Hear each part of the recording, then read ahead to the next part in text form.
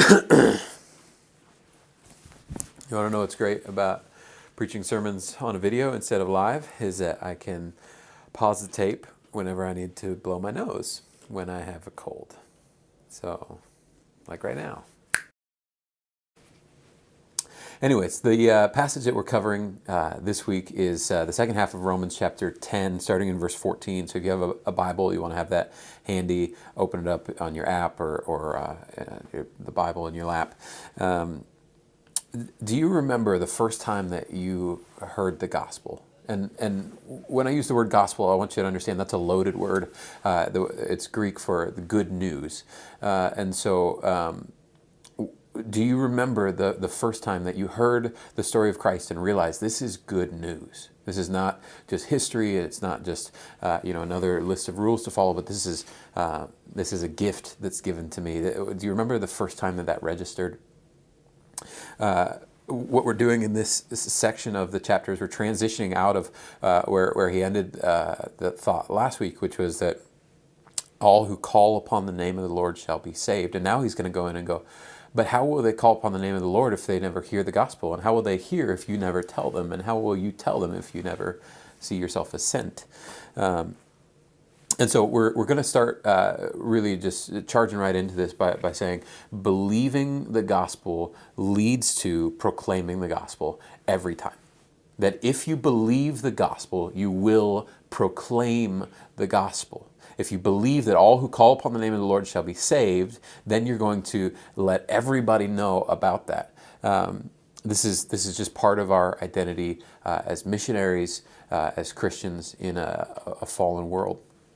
And so in verses 14 through 17, he's going to say, how then will they call on him in whom they have not believed? And how are they going to believe in him of whom they have never heard? And how are they going to hear without someone preaching? And how are they going to preach unless they are sent? As it is written, how beautiful are the feet of those who preach the good news. But they have not all obeyed the gospel. For Isaiah says, Lord, who has believed what he has heard from us? So faith comes from hearing, and hearing through the word of Christ. So we talked last week about the plan of salvation that starts with believe, confess, repent, be baptized, and then walk. And what he says in this last verse, faith comes from hearing. So the very first step in that believing, the faith, saving faith, has to start with hearing the good news. You can't expect somebody to believe something that they've never heard about. Where this section goes is, how are they going to believe if they haven't heard? And how are they going to hear if you don't tell them? If we're going to say that this is truly good news, that Jesus died for our sins, that we've been given a new inheritance as part of God's family, that we're invited to be a part of his new kingdom, then what we're going to have to do is get out of our comfort zone and allow everybody to hear this good news. Because logically speaking, if we don't do that, what we're saying with our example is that we really don't think it's that good news. It's not good enough to share with somebody. When we talk about sharing the good news, I want to kind of clarify what I mean by that.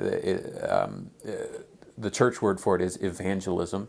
And evangelism, in my mind, really breaks down into three strands. Think of a rope that's made up of three strands woven together. The first is building relationships, that when we share our lives with people, even without saying anything about the gospel, we're living an example of the gospel, that we can be right in the stage of building relationships with people. We can be gospel proclaimers. And then out of that, evangelizing, sharing the good news, means you using your words and your testimony to talk to people about what Jesus has done for you and who Christ is and why it's good news that he would come and die for sinners.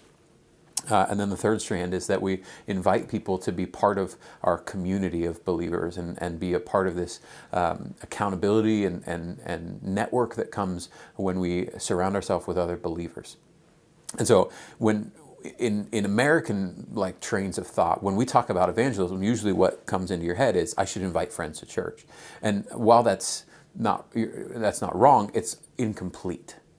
Really, evangelism starts just by building relationships with people, and then it continues when you talk to your friends about Christ, because your words are going to have way more impact than the pastor at your church or that some video that they see online. Your relationship builds into your opportunity to share the gospel, and then from that, then you invite them to church. Then you say, hey, there are a ton of people that are walking along this path. Also, come and be a part of this. And so this is one of the ways that we bear fruit as Christians. If you're not moving the ball forward in one of those three ways, you should really be assessing yourself. Do I really think that this good news is good? Because if I do, then naturally, logically, what follows is I should tell everybody about this really good news. Here's the beautiful thing, and really what I want us to focus on in our house churches this week is that God uses all of us to do this. God uses the whole body for the building up of the body. Ephesians 4 says that God raised up pastors and preachers, evangelists, prophets, teachers for the purpose of equipping the whole church for building up the church. That everybody's involved in this. God uses all personality types, all testimonies, all backgrounds for the purpose of sharing this good news. And so maybe some of you guys are like, yes, I want to do that all the time. I think of my friend Trevor, who just, he reminds me of Jeremiah.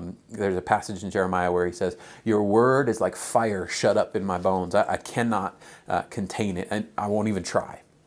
And so some of you guys just love the idea of sharing your faith. And so for you, I want to challenge you, find daily opportunities to do that. And that doesn't even have to just be with non-Christians. If you work with non-Christians, tell them the gospel, build relationships, tell them the good news in your own words, invite them to be part of a community. But even when you're talking to Christians, you can be an evangelist. You can talk to people about their faith and encourage them in deepening their faith and call them out into deeper waters. And so if that's you, that you're just jazzed about this already, you can turn the sermon off and just process, how are you going to do that every day? What does it look like to walk in that gifting all the time? Truthfully, though, that's not very many of us. I wouldn't qualify myself in that group.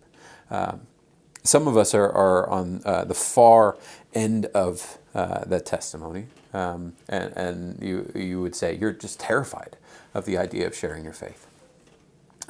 You're shy or awkward or introverted, or you feel like you wouldn't have the right answers, and so you don't have any desire to share your faith. I would encourage you with this, that in the New Testament, we see that some people are gifted evangelists. They're just gung-ho into, they're the mouthpiece, they're the voice that God speaks through. But then others, not everybody is in that category. And so those that aren't, here's what they do in the New Testament. They pray like crazy, and they conduct themselves in their words and in their deeds in such a way that they would provoke unbelievers to ask questions.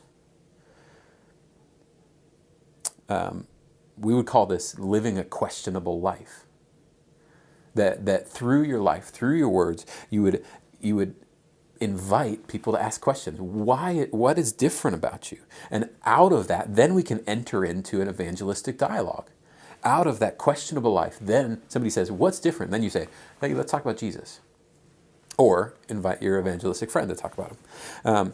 Paul, it's interesting that in Paul's letters, he doesn't tell the congregation to preach in the Areopagus like he did. Remember, he's the guy that goes into the synagogue every week, and he goes to the public markets, and he's standing up on tables going, come and hear the word of the Lord. And he doesn't tell everybody to do that, but he assumes that their conversations about Christ are going to be in the context of building relationships and then inviting people into the community of believers.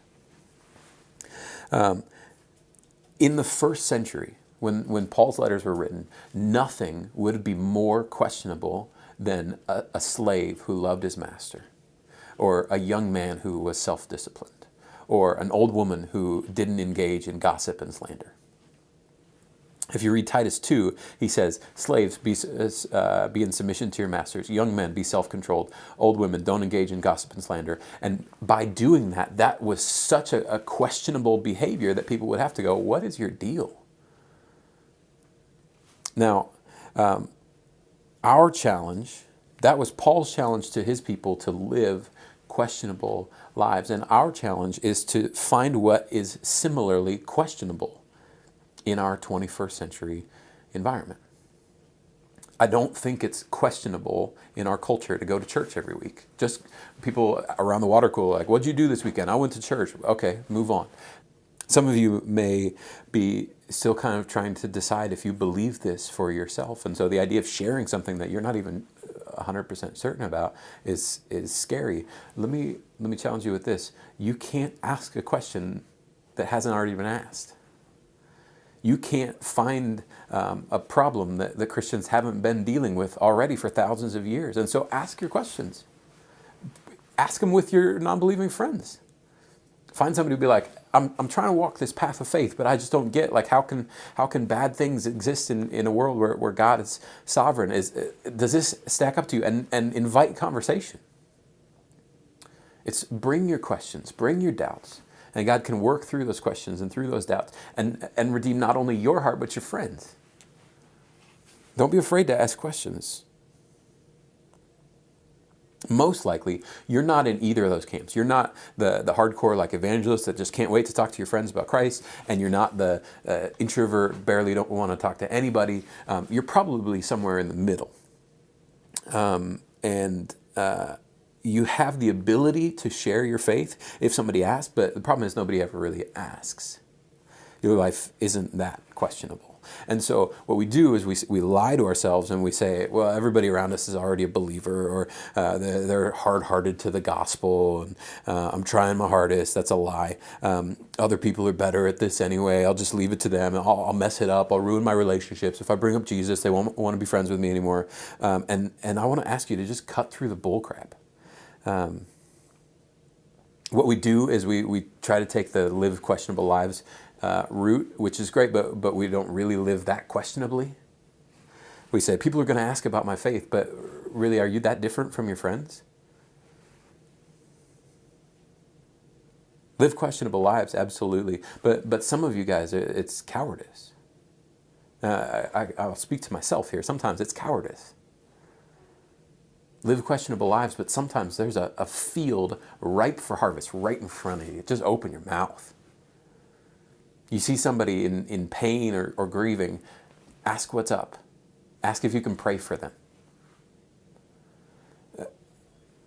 I want to encourage you that you might be overthinking things a little bit.